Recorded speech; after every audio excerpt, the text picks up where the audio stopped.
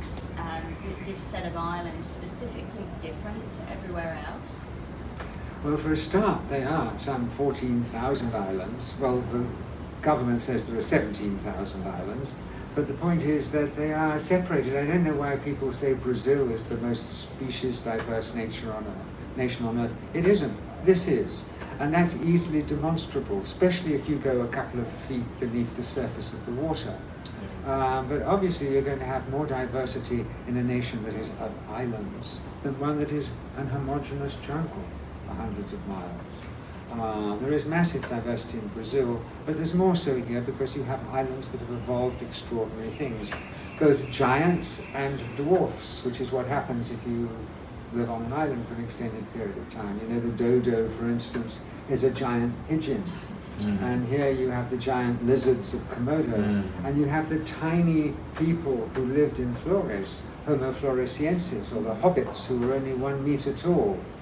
So you have all those evolutionary biological processes taking place here that happened in islands. And the other thing is that it is the most volcanic nation on Earth, and it is eruptions and volcanoes which help diversify species. We think that they just bring death, but they bring life and diversity.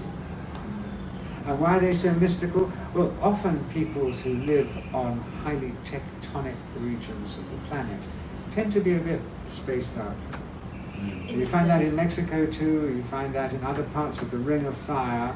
It may be literally the electromagnetism of the place, but it may also be simply that they realize that the Earth isn't that solid, and tremendous revolution takes place at any moment. Respect of the elements and Mother Nature. Whereas those of us in more northern climes are rather addicted to solidity and patience and the same old boring old thing. So out of all of the travels that you've done back in the 80s and of later years, what would be your most pivotal experience or the greatest group of people that you met, really earth-shattering?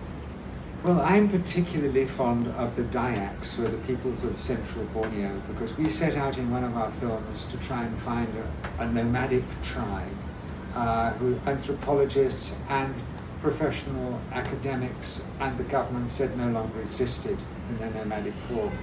And it involved what was months and months of getting into the heart of the forest there, with semi-acculturated Punan Dayaks, the people we were particularly after were the Punan Dayaks. And we ran out of all our food. It was in the rainy season. They kept us alive by poison blow-darting gibbons. But we became very close to them because they could have left us and looked after themselves. But in fact, they looked after us, and when we finally found the actual people we were looking for, true nomads, they looked after all of us, our guides and myself. They fed us their local medicines, they fed us food, they went out hunting specially for us. And so we felt that these people were real brothers by the end of it. And of course, we finished up having their tattoos long before it was trendy to have tattoos. And so that's something I feel as if I'm a card-carrying member of the Punan Dayak tribe.